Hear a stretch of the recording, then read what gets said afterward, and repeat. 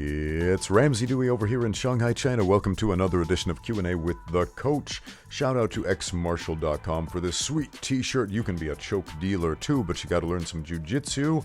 But get yourself a t-shirt or any other training gear at xmartial.com and use my code Ramsey10 for 10% off literally everything on the website. If you have a question for the next edition of Q&A with the Coach, just leave it in the comments down below. I love your comments, guys. Thank you so much for leaving them. Helps out the channel a lot, and I find it very entertaining. It's one of my favorite things to do, to read the YouTube comments. Today we have a question from Nitkiss419. Now, I did answer this question in a live video I did a while back, so I'm going to make a shorter, more concise video answering this.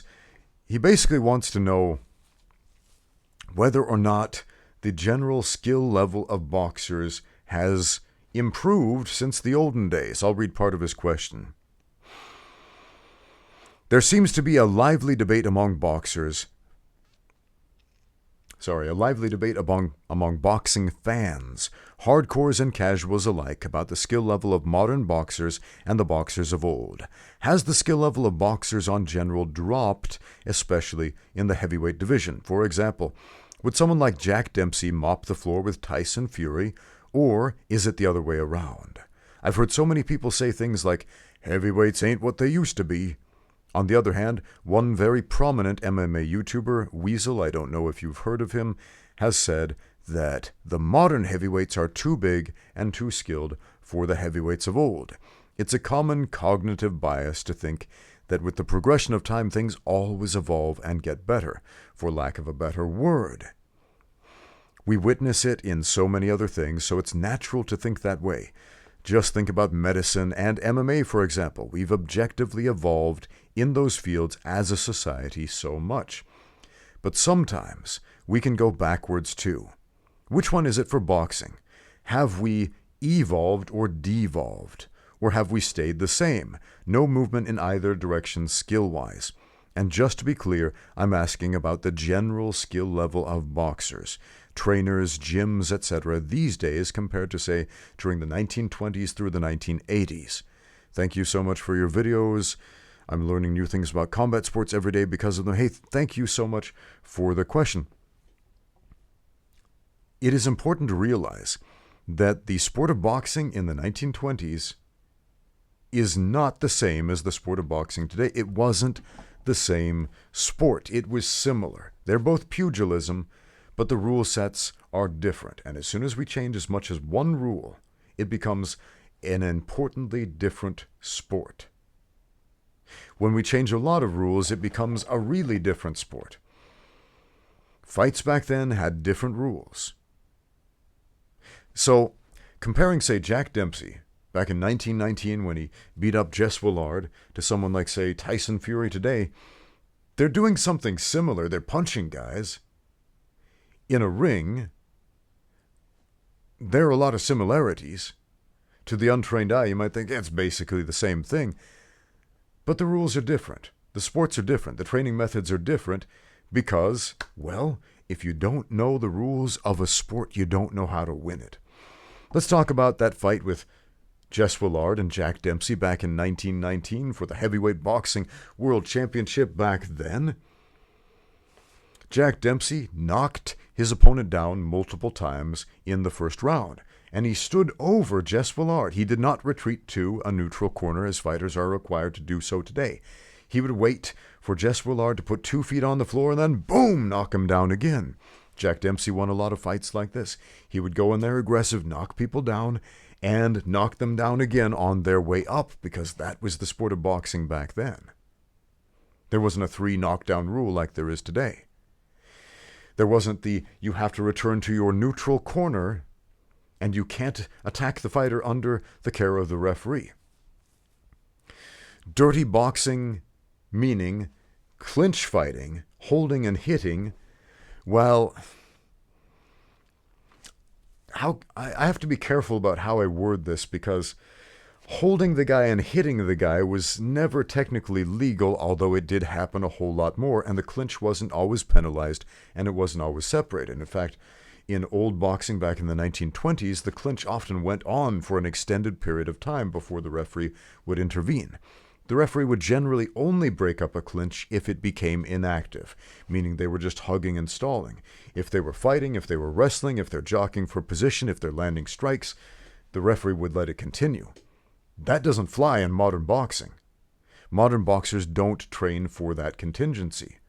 Old school boxers in Jack Dempsey's era would cross-train in wrestling, specifically so they would know what to do in the dirty boxing clinch. So they would know how to pummel and get the grips that they wanted, so they would know how to make the spaces that they needed to land the punches.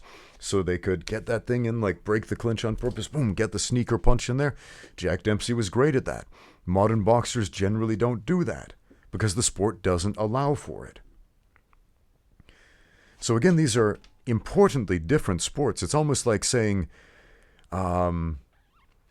if we took an old school kickboxer and had him fight modern boxers, who would win? Well, we have to ask, well, are they fighting in kickboxing or are they fighting in boxing? Because that would determine who's going to win, the rule set, right? Let me think here. Benny Urquidez, Don the Dragon Wilson, the Chuck Norris, these old school full contact kickboxing guys. Chuck Norris did full contact karate, and actually, did he ever do full contact, or was it always points? I don't remember. Well, let's leave Chuck out of the discussion. Don Wilson, Benny Urquidez, amazing old school American kickboxers. If you put them in a boxing match with the best boxers, the greatest boxing champions, they would probably get outboxed. Now, that's not to say they were terrible boxers. It's just, it wasn't their sport. It wasn't what they trained for. They trained for kickboxing. If you took a great boxer and put him directly in the sport of kickboxing, you'd see the same thing.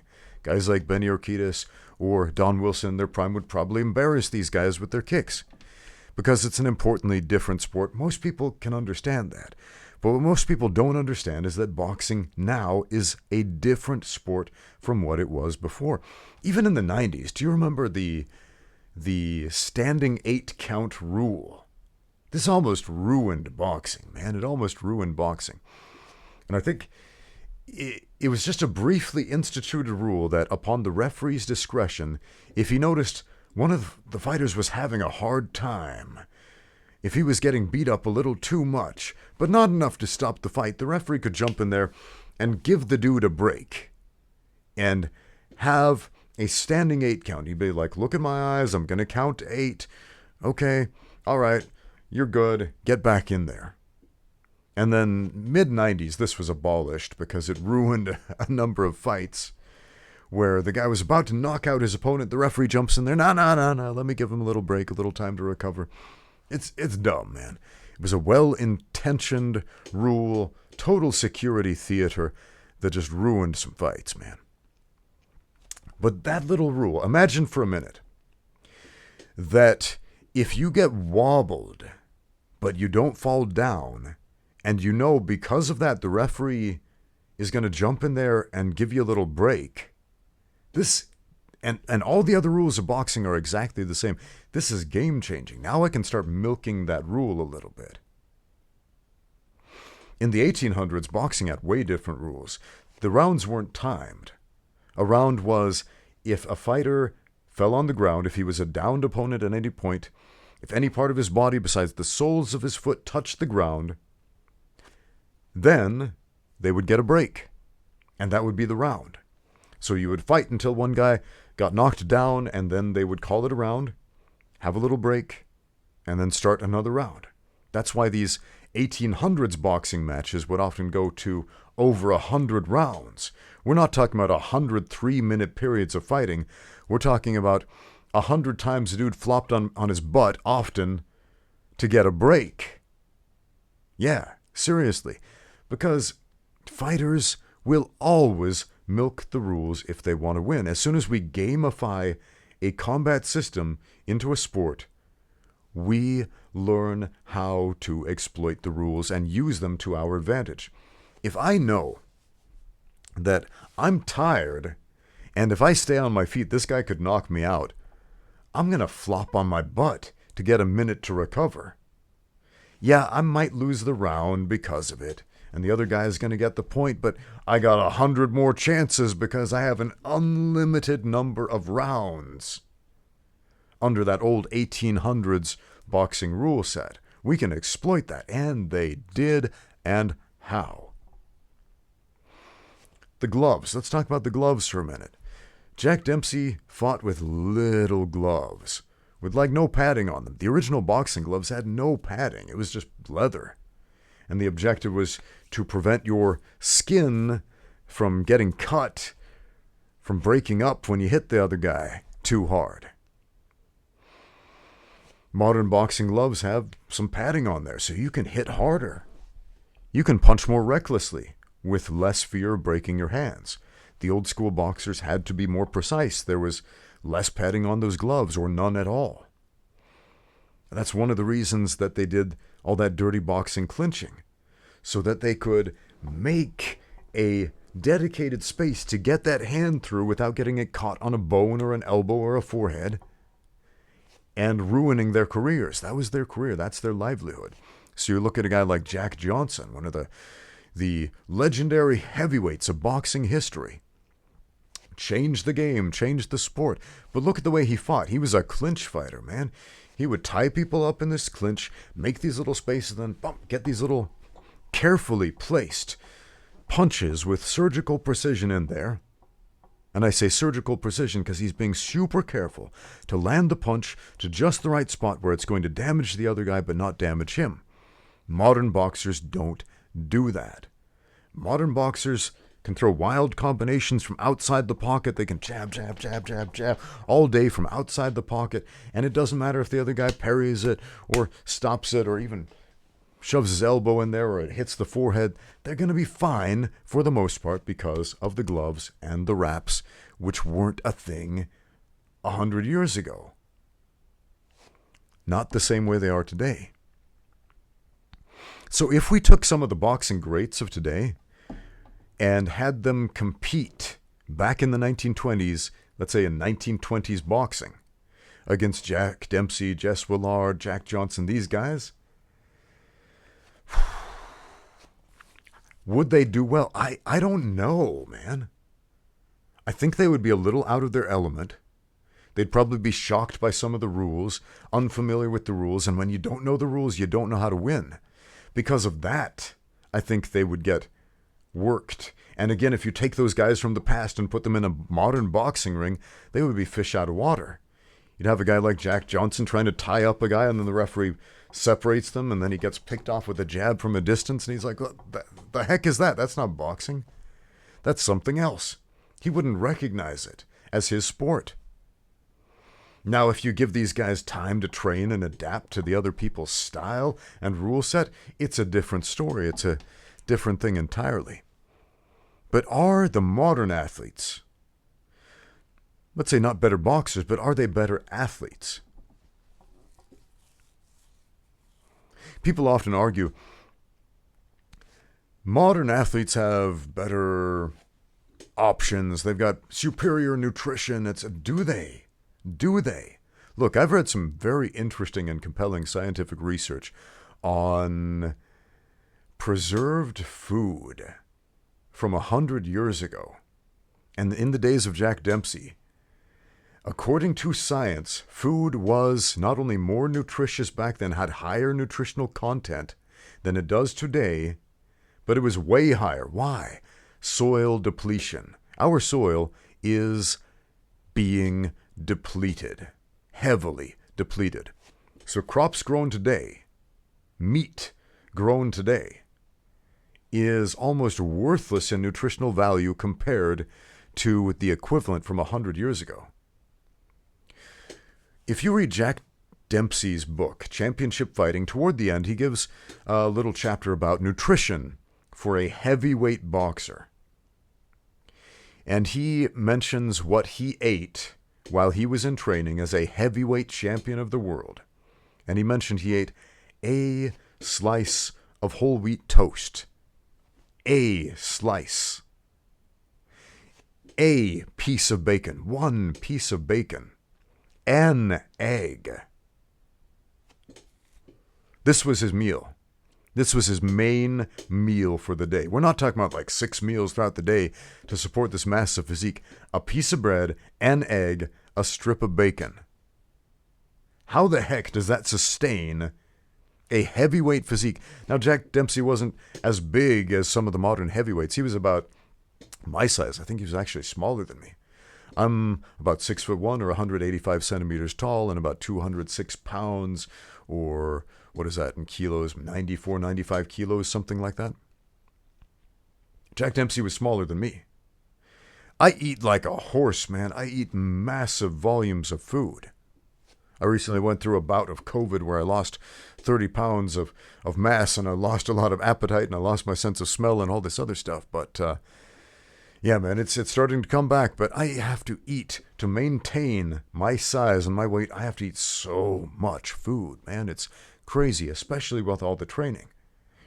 So to read that Jack Dempsey is eating like an egg, a piece of toast, and a strip of bacon in a day, and eating like essentially 3 meals with that type of caloric content almost sounds absurd until you read the science behind soil depletion. And it's like, wow, what the heck are we doing to this planet? And some people are saying we have a very limited and countable number of years of soil left on this planet. So good luck to us if we don't figure that problem out.